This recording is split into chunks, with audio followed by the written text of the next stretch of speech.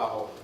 Cette proposition plut à toute l'assemblée. Ils élurent Étienne, homme plein de foi et d'Esprit Saint, Philippe, Procor, Nicanor, Timon, Parménas et Nicolas, prosélytes d'Antioche. Ils les présentèrent aux apôtres qui, après avoir prié, leur imposèrent les mains. Et la parole de Dieu se répandait de plus en plus. Le nombre de disciples augmentait beaucoup à Jérusalem. Et une grande foule de sacrificateurs obéissait à la foi. Alléluia. En élevant nos voix encore une fois vers le Seigneur, Papa, nous te rendons grâce encore une fois pour cette opportunité que nous avons de venir et de partager ta parole. Nous te prions, Père, que tu nous aides maintenant, Papa, à la diviser droitement, et cela sans crainte, ni faveur, ni hésitation. Papa, sème à nous quelque chose ce soir, Seigneur, et ne permets pas à l'ennemi, Seigneur, de venir, Papa, l'enlever, Seigneur. Préserve-la jusqu'à ce que ça va germer, produire le fruit, et que ce fruit produise jusque dans la vie éternelle. Avec action de grâce dans le cœur, nous te prions alors que nous te remettons, Papa, le moment qui vont suivre notre message. Nous avons ainsi prié dans le précieux nom de Jésus. Nous disons tous au nom de Jésus. Au nom de Jésus. Alléluia. Et vous pouvez vous asseoir. Maintenant, le chapitre 6 et c'est vraiment un moment clé dans le livre des Actes. Si vous regardez le chapitre 6, c'est vraiment un moment clé dans le livre des Actes. Alors que pour la première fois, tu vois les apôtres commencer à faire face à certaines difficultés. Les apôtres commencent à faire face à ce que nous pouvons communément appeler les douleurs de la croissance. Vous savez, quand il y a la croissance, il y a toujours des douleurs. La croissance va amener le changement. Ça prend le changement si on veut grandir. Et les changements vont nous créer des problèmes. Et les apôtres ont commencé à expérimenter un peu les premières douleurs de la croissance. Et c'est dans ce moment-là que les dirigeants vont nommer ces 7 premiers diacres pour assumer une partie de la responsabilité du ministère. Ils ont choisi les 7 pour les aider à gérer les affaires courantes de l'Église.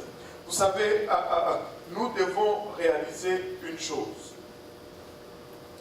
L'Église ne peut pas grandir efficacement.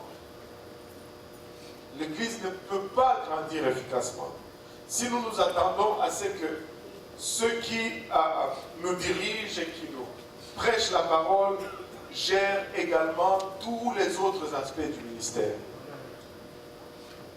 On ne va pas grandir efficacement. Ces gens-là ont besoin d'être dégagés de certaines fonctions du ministère pour qu'ils puissent être adonnés à la parole afin que l'Église puisse grandir efficacement.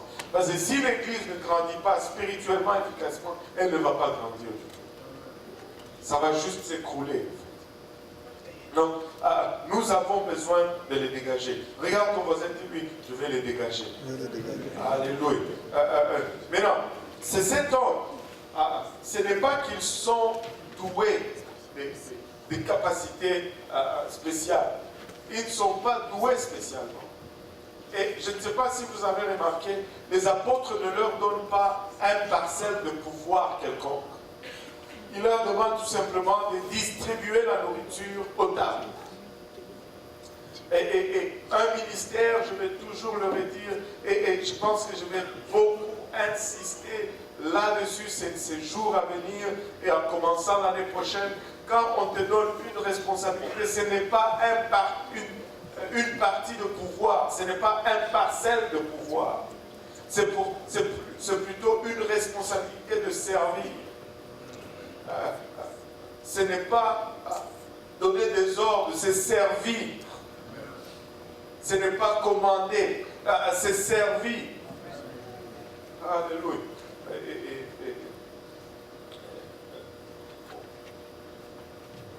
Ils n'avaient aucun pouvoir, mais ils étaient là en fait pour servir. En fait, le mot diacre du grec diakonos signifie tout simplement serviteur.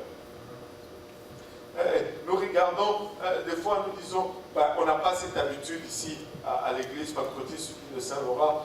Ceux-là, ce sont les diacres de l'église. Les diacres, ce ne sont pas des chefs, ce sont des serviteurs dans l'église. Mais nous avons tellement changé cela. Quand on dit diacre, on t'appelle serviteur. On devait commencer à les appeler en français, tu verras que personne ne voudra plus ce titre-là, le diacre. On devait juste dire serviteur. Pourquoi on utilise un mot grec pour cacher, au fait, la signification de la chose? Alléluia. Prochainement, quelqu'un te dit, je suis diacre dans mon église. Ah, tu es serviteur dans ton église. Alléluia. Ce passage est également crucial parce que nous allons remarquer une chose que ça nous donne un peu ce qui se passe dans l'arrière-plan de l'église. Parce que souvent on voit ce qui se passe à l'avant, mais on ne voit pas ce que les gens font en arrière quand ils ne sont pas observés. Mais ces gens comme Étienne, Philippe, c'est des gens qui servaient la nourriture.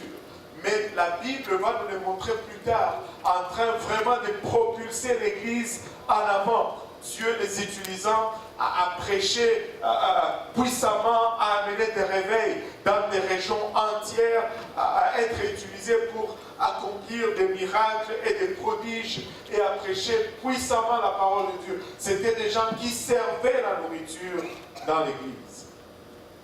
C'était des gens qui servaient la nourriture dans l'Église. Et ils ont propulsé littéralement l'Église en avant. Et l'Église des Actes, ou le modèle de l'Église des Actes, nous montre ici une chose, que chaque membre, que tout le monde dit ça veut dire moi, chaque membre de l'Église doit être loin pour le ministère. Même si tu es assigné à nettoyer l'Église, tu dois être capable de prier quelqu'un à travers le Saint-Esprit. Même si tu es appelé à servir aux tables, tu dois prier pour un malade et le malade guérit. Tout membre de l'Église doit être loin pour le ministère. Parce qu'en fait, c'est ça le but de l'Église. Voici les signes qui accompagneront ceux qui auront cru. Alléluia. Ceux qui auront cru, pas les diacres, enfin les serviteurs, moi-même je viens de tomber dans mon piège de diacre, pas les ministres, pas seulement ceux qui prêchent la parole, mais tout le monde est capable de voir ces choses. Il n'y a rien d'aussi étonnant. Il y a une des sœurs qui était venue me voir dernièrement, pasteur, j'enseigne une étude biblique et la dame a reçu le Saint-Esprit dans mon étude biblique. Laissez-moi vous dire, il n'y a rien d'aussi rafraîchissant, d'aussi encourageant que c'est prier déjà avec quelqu'un ici à l'hôtel, qu'il reçoive le Saint-Esprit, ça te fait quelque chose. Mais quand vous êtes seul, dans un salon, dans un sous-sol, et que tu vois la personne remplir du Saint-Esprit, ça t'amène juste à un autre niveau. Ça te rafraîchit, ça te solidifie. C'est pour cela qu'on est ici. C'est ça notre travail. Regardez un peu Étienne. Je vais d'abord porter votre attention sur Actes 6, 3 à 7, nous dit les caractéristiques que les apôtres voulaient que ces diacres ou ces serviteurs aient. D'abord, qu'ils soient pleins, que tout le monde dise plein, qu'ils soient pleins d'Esprit Saint et de sagesse. Et que nous chargerons à cet emploi, que nous continuerons à nous appliquer à la prière et au ministère par rapport. Cette proposition plut à toute l'assemblée. Ils élurent Étienne, et regardez les descriptions d'Étienne. Étienne, homme plein, que tout le monde dise plein, plein de foi et d'Esprit Saint. Philippe, donc, il est le mot plein est associé particulièrement à Étienne dans ce passage. C'est comme si on le met à part et puis on cite les autres. Avez-vous remarqué cela? Étienne, homme plein de foi et d'Esprit Saint. Et puis après les autres. regardez, le même chapitre, le verset 8 nous dit, Étienne plein de grâce, et tout le monde dit encore plein de grâce et de puissance, faisait des prodiges et des grands miracles parmi le peuple. Quelques membres de la synagogue dites des affranchis, de celles de Cyrénéens et de celles des Alexandrins, avec les Juifs de Cilicie et d'Asie, se mirent à discuter avec lui. Mais ils ne pouvaient résister à sa sagesse et à l'esprit par lesquels il parlait. Alors ils subornèrent des hommes qui dirent, nous l'avons entendu proférer des paroles blasphématoires contre Moïse et contre Dieu. Ils émurent les peuples, les anciens, les scribes, et se jetant sur lui, ils le saisirent et l'amenèrent au Sanhédrin. Ils produisirent de faux témoins qui dirent, cet homme ne cesse de proférer des paroles contre les lieux saints et contre la loi, car nous l'avons entendu dire que Jésus, ce Nazaréen, détruira ces lieux, changera les coutumes que Moïse nous a données, et tous ceux qui siégeaient au Sanhédrin, ayant fixé le regard sur Étienne, son visage leur parut comme celui d'un ange. Regardez ici, la première chose, c'est l'accent mis sur la plénitude. On dirait que la vie d'Étienne est marquée par la plénitude. Il était plein de Saint-Esprit, il était plein de sagesse, il était plein de foi, il était plein de puissance. Son nom est associé à la plénitude. Nous devons désirer la plénitude. Il ne faut pas vouloir juste un tout petit peu, il faut vouloir plus. Amen. Plus de Dieu. Et dans les Écritures, être plein signifie vraiment être conduit par. Étienne était un homme conduit par Dieu qui a eu un impact énorme sur son Église et il n'était même pas l'un des dirigeants. Il n'occupait même pas une fonction qui avait rapport avec le service. Pendant le service, il était assis seulement dans les bancs. C'est après le service qu'il avait son travail à servir le repas aux veuves. Mais cela ne l'empêchait pas d'aller dans les rues et prêcher la parole de Dieu. Cela ne l'empêchait pas d'être rempli et d'être utilisé, en fait, et de propulser son Église en avant. Et vous savez, quand tu es plein de Saint-Esprit, même lorsqu'on t'accuse, ceux qui devaient le condamner le regardent, ils considèrent son visage comme celui d'un ange. Maintenant, si on regarde bien le passage qu'on vient de lire, il y avait plusieurs Juifs qui étaient revenus de nombreuses nations et qui résidaient à Jérusalem. Et ils étaient organisés en quartier comme les gens le font encore aujourd'hui. Avez-vous déjà remarqué que les gens de même origine ont tendance à habiter le même quartier? Il y a des choses qui ne changent pas. Laissez-moi vous donner un conseil. Quand tu vois un quartier où il y a la plupart des gens de ton pays habitent, fuis. Va ailleurs. Sinon, tu ne vas pas évoluer. Parce que les problèmes que tu as fui chez toi vont te suivre et vont te trouver là. Tu vas perdre ton temps dans la politique, dans les... Fuis, va ailleurs. Cherche une autre culture, ça va t'enrichir. Anyway, ça c'est juste moi. Alléluia. Et ils étaient tous ils se tenaient dans des quartiers. Ils se tenaient tellement dans des quartiers qu'ils avaient eux aussi leur propre synagogue. Avez-vous remarqué les synagogues des différents groupes, des Cyrénéens, des Alexandrins, ceux de Sicile et d'Asie? Ils se tenaient dans des ghettos. On appelle ça des ghettos. Amen. Ils se tenaient en groupe ethnique et avaient même leur propre synagogue. Maintenant, vous devez vous rappeler ceci. Aller à la synagogue, ce n'était pas comme aller à l'église. Étienne va à la synagogue. Ce n'est pas comme s'il allait à l'église. C'est comme si, étant chrétien, il va à la mosquée. Et puis, il arrive là-bas, il commence à leur parler de Jésus-Christ. Il faut le faire. Quand on dit, ah, il va à la synagogue, on prend pour acquis parce qu'il est juif, il va dans un milieu qui lui est amical et qui vont le recevoir. Non! Les synagogues étaient dressées contre l'évangile. Les synagogues étaient dressées contre la doctrine chrétienne prêchée. Au fait, quand il va à la synagogue, il est dans un territoire hostile, très hostile au fait. Et vous n'avez qu'à considérer son sort final. Les synagogues étaient opposées à l'Église. Ils ne voulaient rien entendre du message de cette nouvelle alliance qui, au fait, allait remplacer l'ancienne alliance.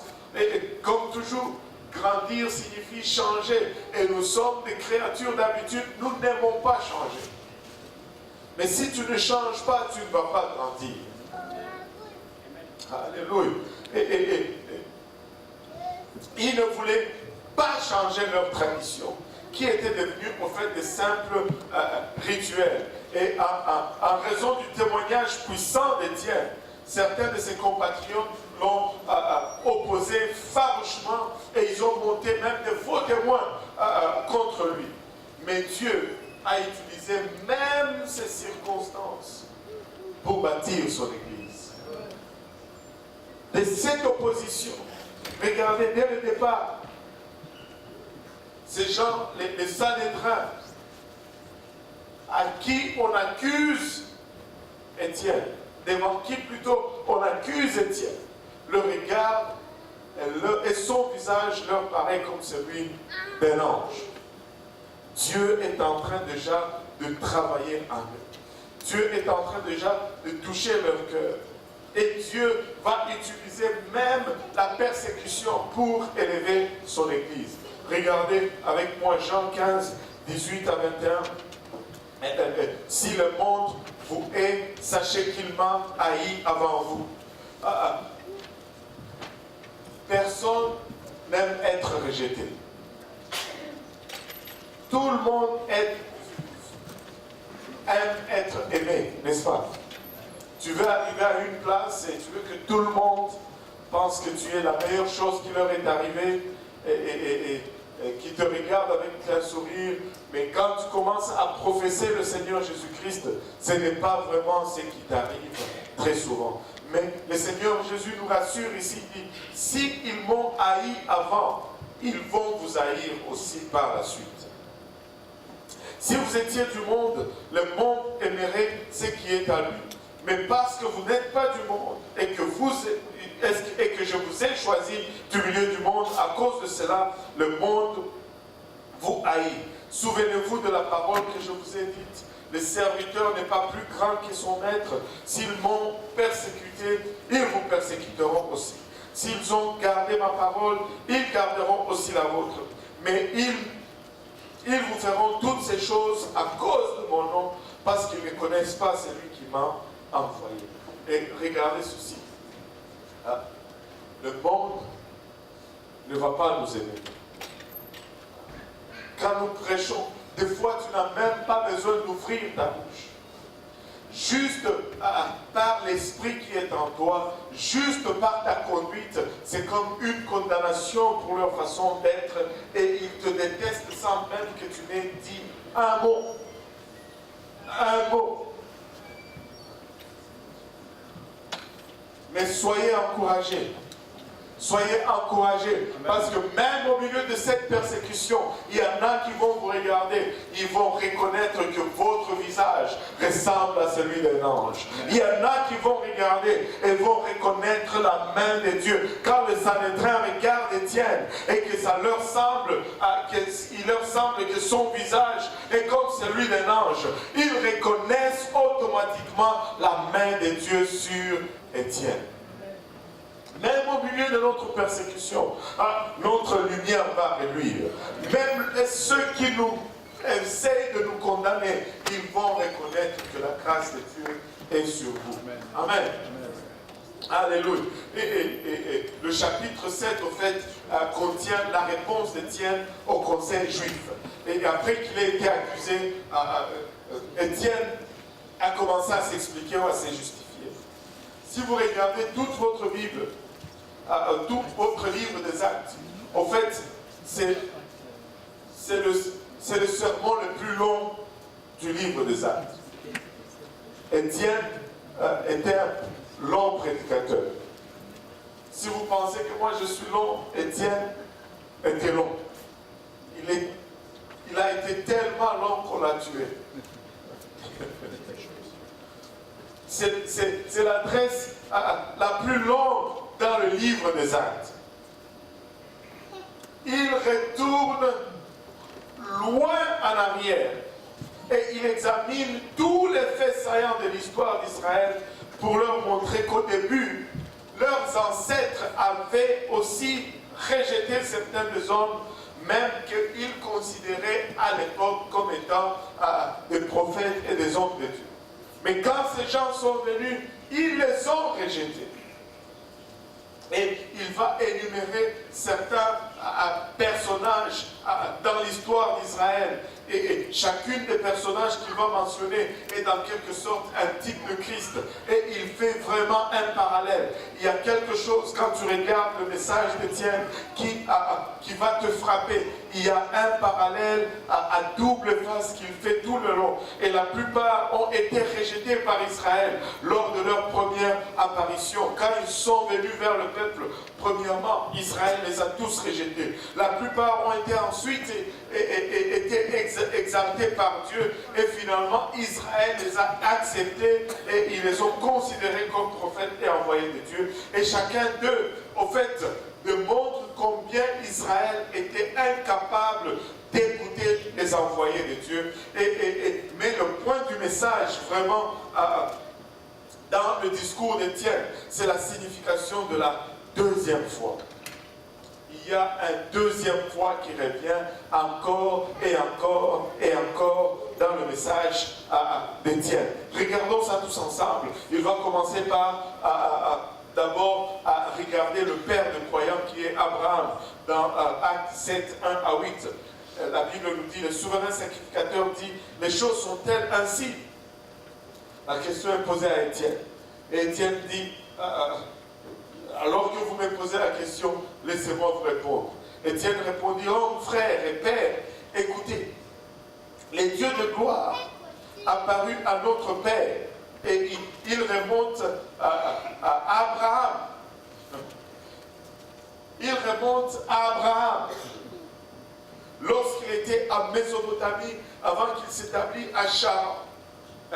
Lorsqu'il était en Mésopotamie, avant qu'il s'établisse à Charan, il y avait un premier appel qui était en Mésopotamie. Et puis il y avait un deuxième appel à Charan. Amen. Et il dit, quitte ton pays et ta famille et va dans le pays que je te montrerai. Il sortit alors du pays de Chaldéens et s'établit à Charan. De là, après la mort de son père, Dieu le fit passer dans ce pays que vous habitez maintenant. Il ne lui donna aucune propriété et en ce pays, pas même de quoi poser le pied, mais il promit de lui en donner la possession et à sa postérité après lui, quoiqu'il n'eût point d'enfant. Dieu parla ainsi, sa postérité séjournera dans un pays étranger, on la réduira en servitude et on la maltraitera pendant 400 ans. Mais la nation à laquelle ils auraient été asservis,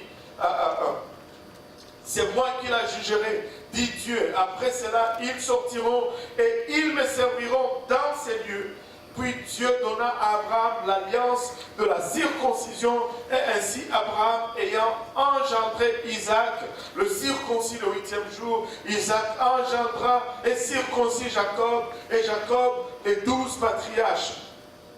Étienne n'est pas juste en train de donner des faits historiques au hasard. Étienne est en train d'établir un fait. Il y a eu un premier appel que Abraham a reçu, ou on peut dire même directement son père qui a reçu. Ils sont partis du pays des Chaldéens, mais ils ne sont pas allés complètement là où Dieu voulait qu'ils aillent. Ils se sont arrêtés à Charan. Après la mort du père de Charan, Dieu a parlé encore une deuxième fois, que tout le monde dise deuxième fois. Deuxième fois à Abraham. Et là, il lui a donné cette alliance. Et Abraham est allé finalement dans la terre qui était promise, une terre qui ne lui appartenait pas, un lieu qu'il ne connaissait pas. Il est allé et finalement, même s'il n'a pas hérité cette promesse, lui en tant que tel, mais sa descendance a hérité la promesse telle que la parole de Dieu l'avait promis. Et Adam, plutôt Abraham, a marché avec l'alliance. Il a reçu cette grande alliance de la part de Dieu. Il n'a pas négligé l'alliance. Alléluia. Il a circoncis son fils, qui a circoncis aussi ses fils. Ainsi l'alliance a été perpétrée. Après cela, regardez que fait Étienne. Il part, il sort d'Abraham, il va à Joseph. Il nous parle de Joseph. Il dit, le patriarche jaloux de Joseph le vendirent pour être amené en Égypte. Alléluia. Mais Dieu fut avec lui et le délivra de toutes ses tribulations. Il lui donna de la sagesse et lui fit trouver grâce devant Pharaon, roi d'Égypte, qu'il établit gouverneur d'Égypte et de toute sa maison. Il survint une famine dans tout le pays d'Égypte et dans celui de Canaan. La détresse était grande et nos pères ne trouvait pas de quoi se nourrir. Jacob apprit qu'il y avait du blé en Égypte et il envoya nos pères une première fois, que tout le monde dise une première fois, encore là une première fois, et la seconde fois, Joseph fut reconnu par ses frères. Alléluia. La première fois, ils n'ont pas reconnu, mais à la deuxième fois, ils sont reconnus. Alléluia. Leurs frères. Et Pharaon sut de quelle famille il était. Puis Joseph envoya chercher son père Jacob et toute sa famille composée de 75 personnes. Jacob descendit en Égypte où il mourut ainsi que nos pères. Et ils furent transportés à Sichem et déposés dans les sépulcres qu'Abraham avait achetés à prix d'argent des fils des morts, pères de Sichem. Joseph lui-même, pour la première fois, il était allé vers ses frères. Il leur a dit, Dieu, littéralement, au moyen des rêves, il leur a dit, Dieu m'établit chef sur vous. Et ses frères l'ont rejeté. Ils l'ont en fait vendu à prix d'argent et il s'est retrouvé esclave en Égypte. Même en Égypte, il y a eu encore ce dédoublement. Première tentative, il a été élevé dans la maison de Potiphar, mais là encore, il a été rejeté pour la première fois, jusqu'à ce que Pharaon l'élève pour la deuxième fois, et cette fois-là, c'était la mort. Et la deuxième fois, Joseph est exalté sur le trône d'Égypte. Il a été donné un nom, le nom égyptien de Joseph, c'est Zaphanath-Paaneah. Zaphanath-Paaneah. C'est tout un nom, Zaphanath-Paaneah. Alléluia. Qui attend un bébé ici? Voilà une idée de nom, frère John. Zaphanath-Paaneah. Voilà une idée de nom pour un bébé. Zaphanath-Paaneah. L'historien Jérôme nous dit que Zaphanath-Paaneah signifie sauveur du monde. Sauveur du monde, à qui tout genou, devant qui tout genou vont se plier. Regardez, pour la première fois, ils sont venus, ils l'ont point reconnu et ils sont partis. Pour la deuxième fois, ils sont venus et ils l'ont reconnu. Alléluia. Toujours une première fois et une deuxième fois. Moïse Étienne ne faisait pas les choses en moitié. Quand il prêchait, il s'assurait de donner tous les détails. Et c'était vraiment, on a encore un peu de temps. Moïse, au verset 17, le temps approchait. Et là, Étienne continue sa prédication. Le temps approchait où devait s'accomplir la promesse que Dieu avait faite à Abraham. Je ne sais pas si vous réalisez cela. Le type prêche. C'est un accusé. Il prêche. Ces gens pouvaient juste arrêter sa prédication. Mais d'une quelconque manière, la main de Dieu les a empêchés. Il a tout dit jusqu'à la fin. Donc ces gens n'avaient plus d'excuses après. Ils n'avaient plus d'excuses après. Ils ne sont peut-être pas convertis, mais ils n'ont plus jamais été le même. Tu sais, des fois, tu témoignes, tu donnes la parole de Dieu et la personne ne vient pas à Dieu et tu te décourages. Ne te décourage pas. Il n'y a personne qui est exposé à la parole de Dieu et qui reste le même. Amen. Même s'ils ne servent pas Dieu, ils ne sont plus les mêmes. Ils ne sont plus les mêmes. Alléluia.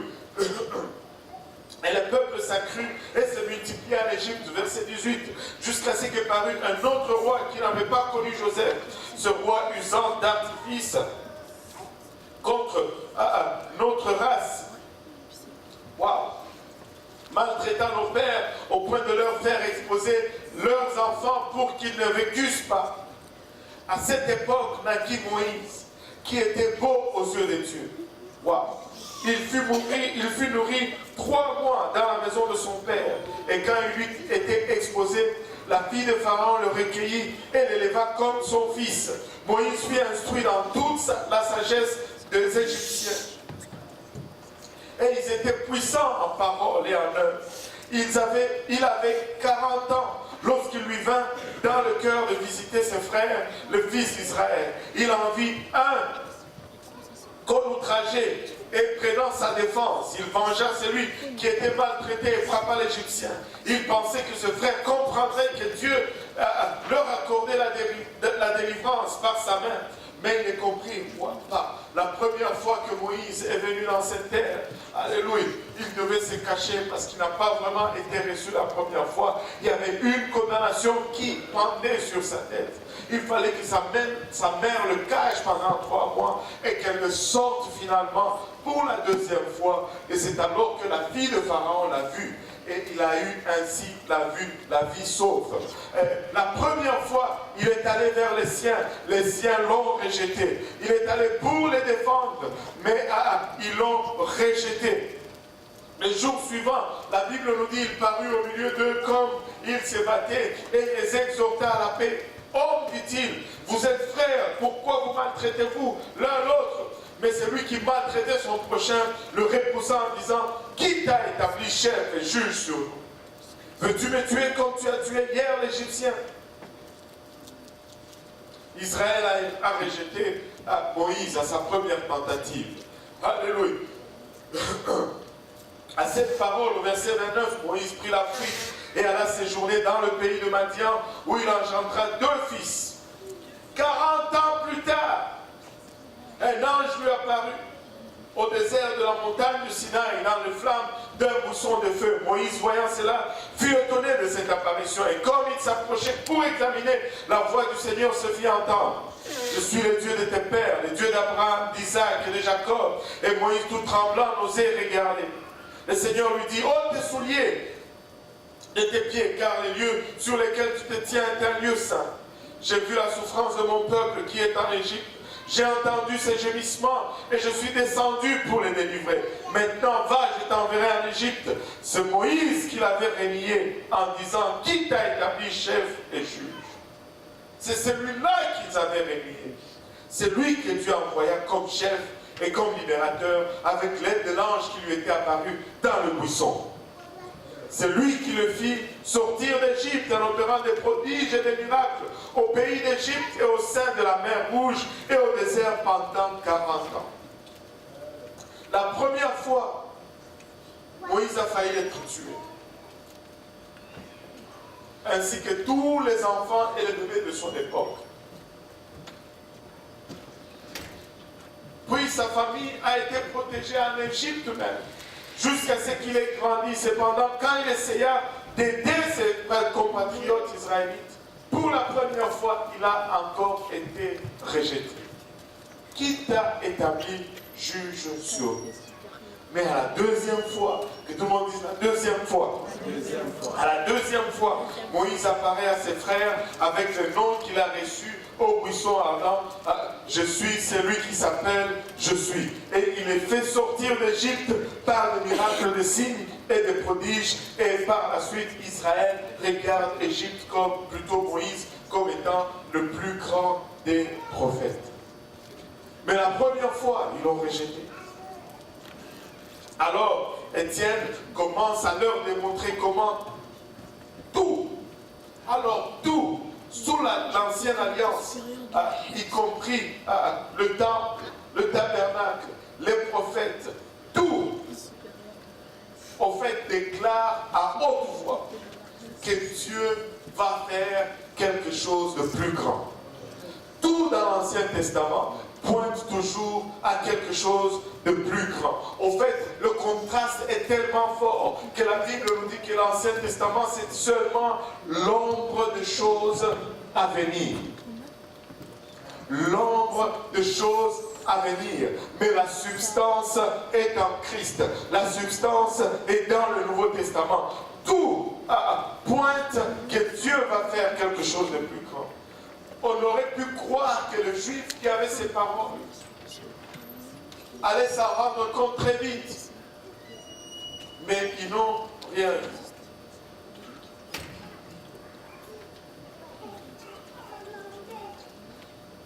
Regardez, dans Luc 24, alors que le Seigneur parlait à ses disciples, la Bible nous dit, et commençant par Moïse, et par tous les prophètes, il leur expliqua dans toutes les Écritures ce qui les concerne.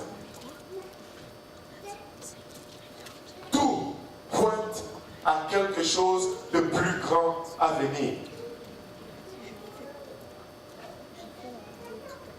Regardez, et Étienne continue son sermon. Il dit, c'est ce Moïse qui dit aux fils d'Israël, Dieu vous suscitera d'entre vos frères un prophète comme moi. En fait, il les a démontré d'abord leurs écritures.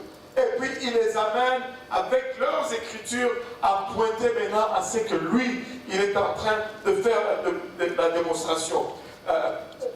C'est lui qui, lors de l'assemblée au désert, étant avec l'ange qui lui parlait, sur la montagne de Sinaï avec nos pères reçus des oracles vivants pour nous les donner.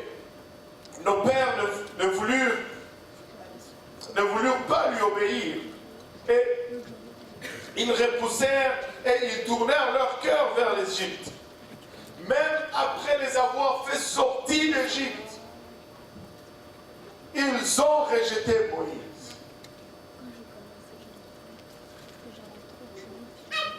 Et ils ont dit à Aaron, verset 40, en disant à Aaron, fais-nous des dieux qui marchent devant nous, car c'est Moïse qui nous a fait sortir du pays d'Égypte. Nous ne savons pas ce qu'il est devenu. Et en ce jour-là, ils firent un veau. Ils offrirent un sacrifice à l'idole et se réjouirent de l'œuvre de leurs mains. Alors Dieu se détourna et le livra au culte de l'armée du ciel. Selon qu'il est écrit dans le livre des prophètes, m'avez-vous offert des victimes et des sacrifices pendant 40 ans au désert, maison d'Israël? Vous avez porté la tente de Moloch et l'étoile du dieu Remphan. Ces images que vous avez faites pour les adorer aussi vous transporterai-je au-delà de Babylone. Nos pères avaient au désert le tabernacle du témoignage, comme l'avait ordonné celui qui dit à Moïse de le faire d'après le modèle qu'il avait vu. Et nos pères, l'ayant reçu, l'introduisirent sous la conduite de Josué dans le pays qui était possédé par les nations que Dieu chassa devant eux. Là, il commence maintenant à leur donner leur propre témoignage. Il y resta jusqu'au jour de David. David trouva grâce devant Dieu et demanda d'élever une demeure pour les dieux de Jacob. Et ce fut Salomon qui lui bâtit une maison.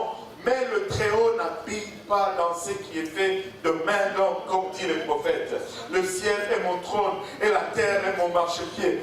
Quelle maison me bâtirez-vous, dit le Seigneur, ou quel sera le lieu de mon repos? N'est-ce pas ma main qui a fait toutes ces choses? Au fait, Israël n'avait pas écouté Moïse.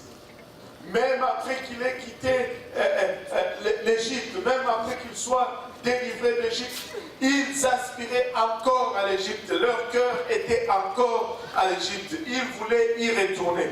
Écoutez, nous ne pouvons. Il faut quitter l'Égypte. Et il faut que l'Égypte nous quitte aussi. C'est une chose que de quitter le monde. Mais d'avoir tout le temps le regard tourné en arrière vers le monde, ça, ce n'est pas une vie. Ce n'est pas une vie.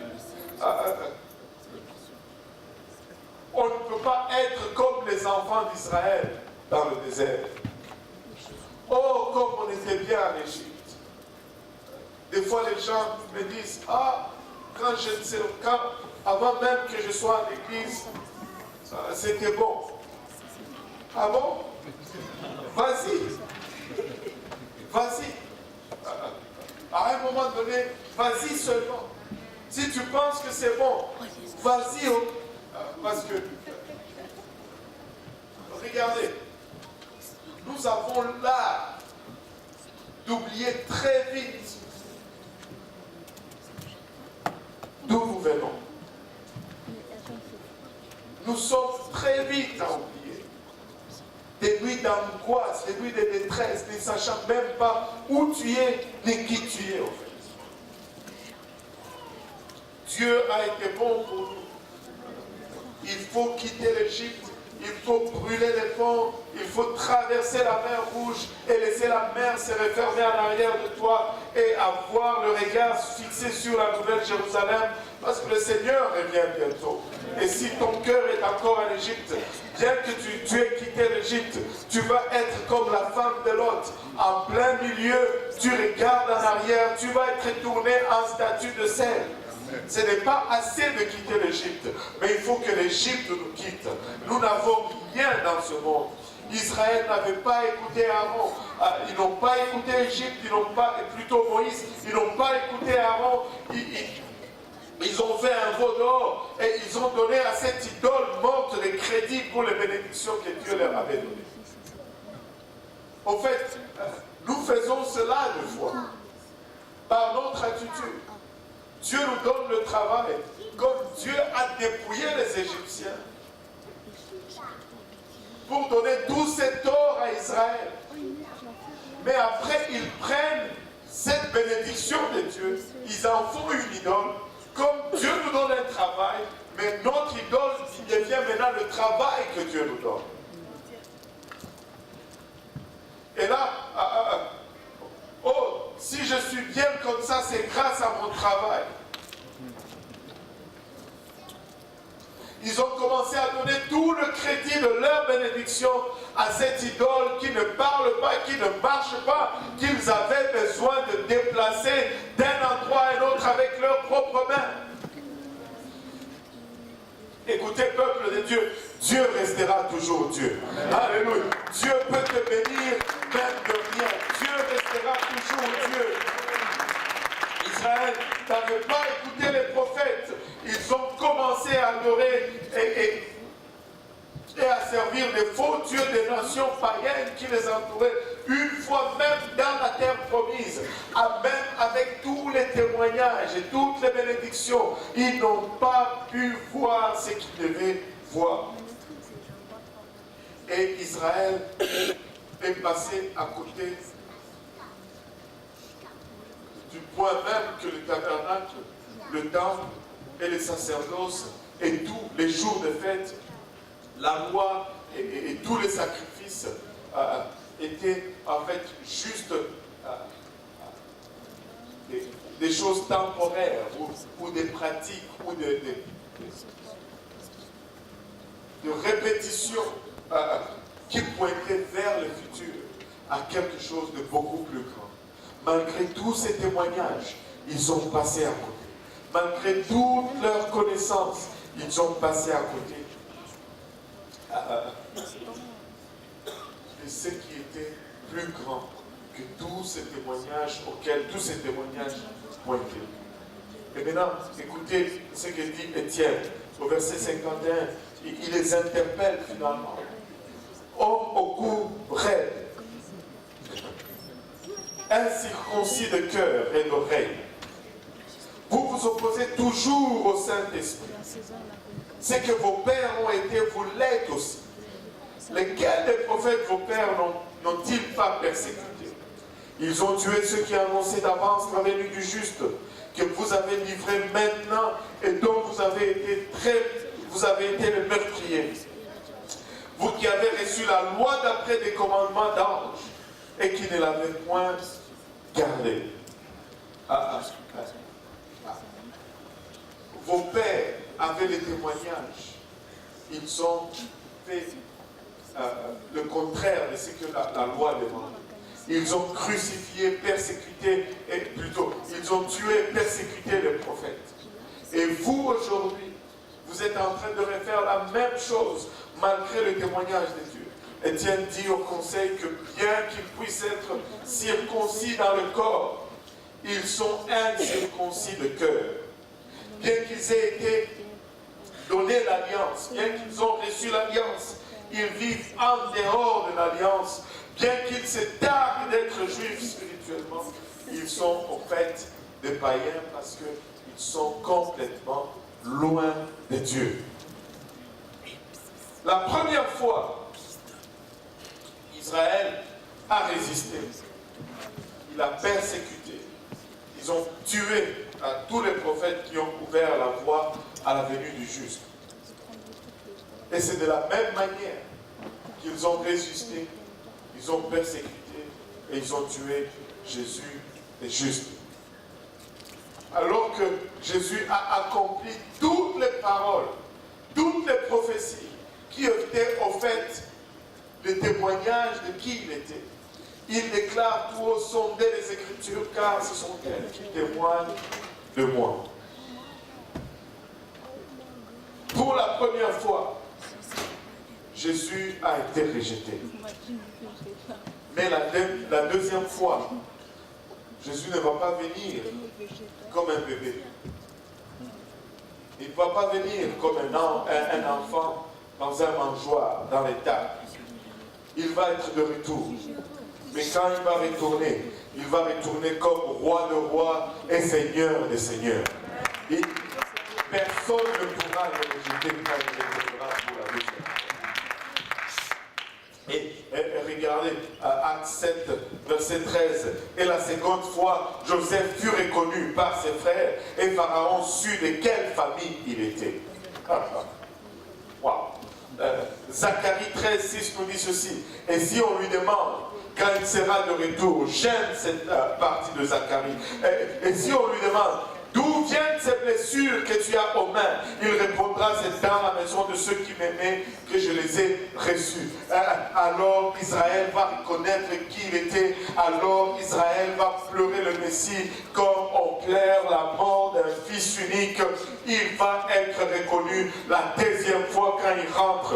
Il va être reconnu. Mais heureux sont ceux-là qui vont le reconnaître à sa première venue. Bénis sont ceux-là qui vont le reconnaître à sa première venue.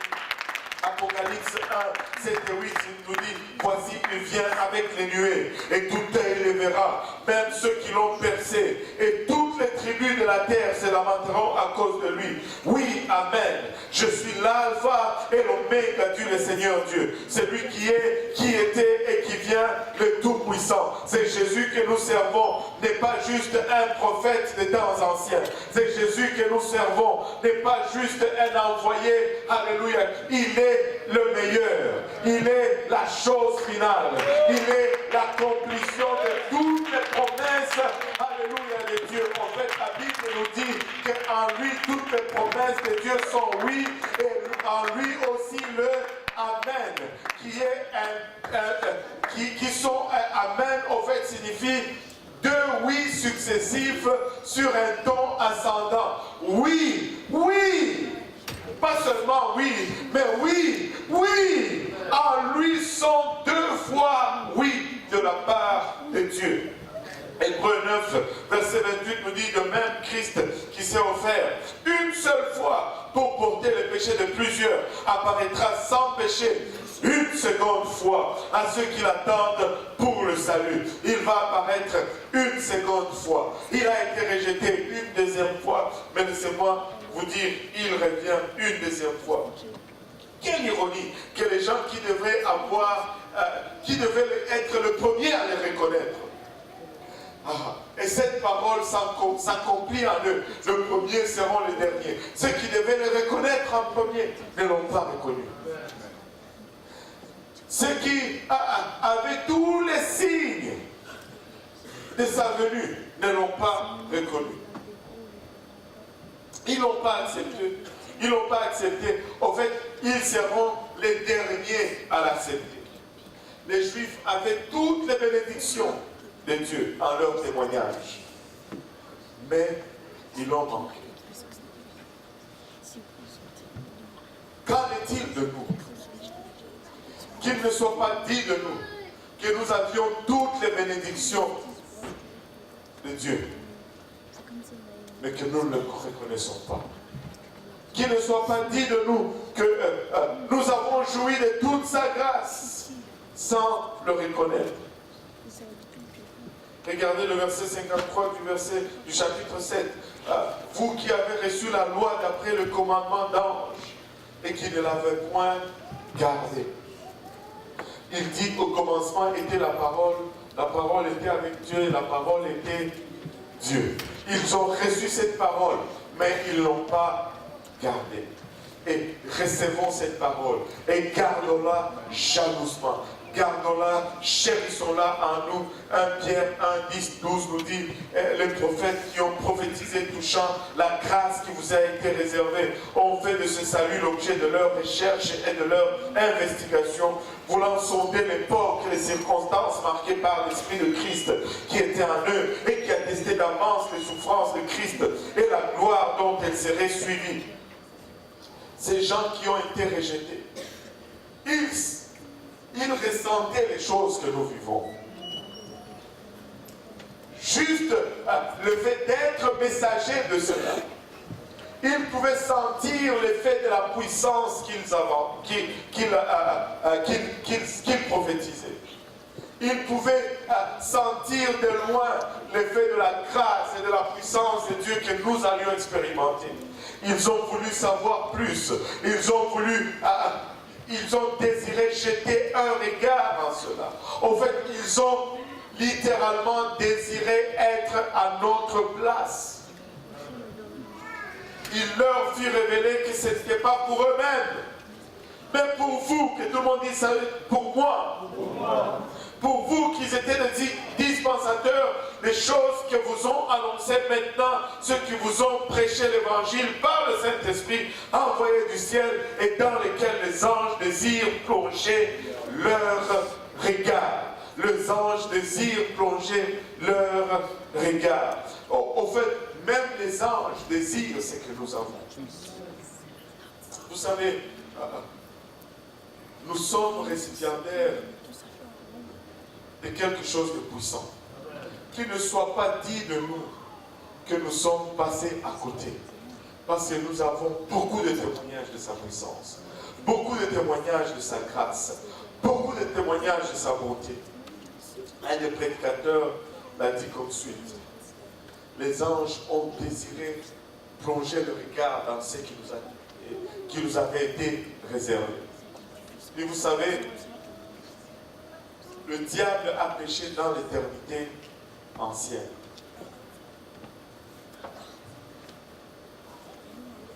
Il a désobéi à Dieu, il s'est révélé à Dieu. Et la sentence n'a pas traîné. Tout de suite, il a péché et il était condamné. Et là, Dieu finalement dit, je vais créer l'homme. Mais avant de créer l'homme, je vais faire quelque chose. Dieu déchire littéralement l'éternité. Il crée un espace entre l'éternité. Il appelle cet espace le temps.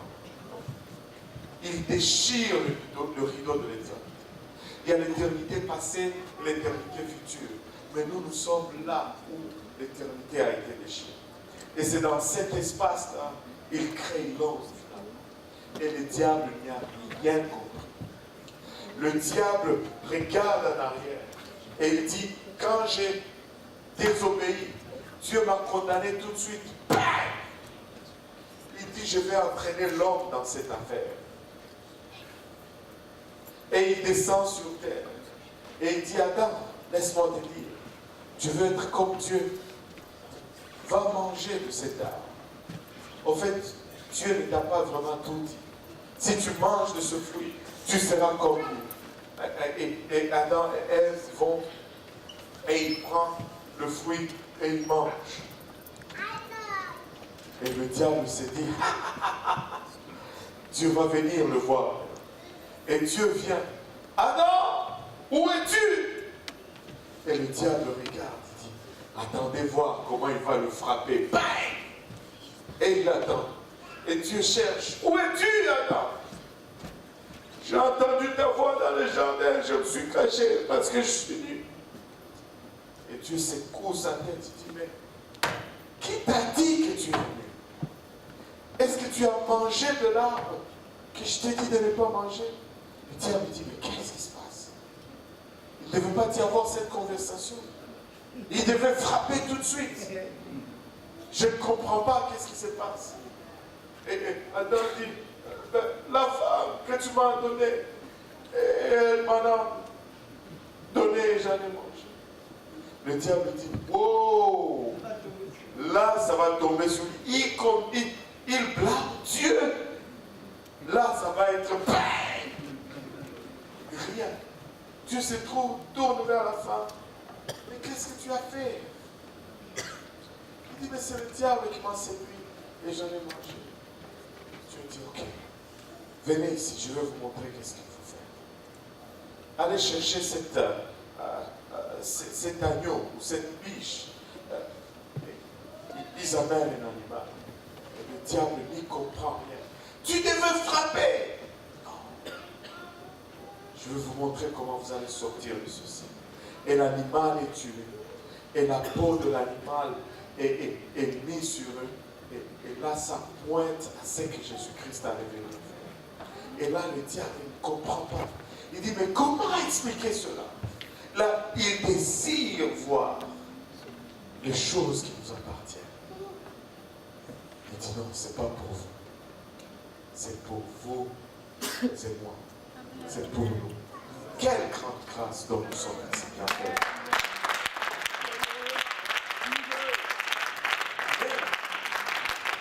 Le problème, c'est que ce rideau de l'éternité est déchiré pour nous. Mais à un moment donné, nous allons revenir.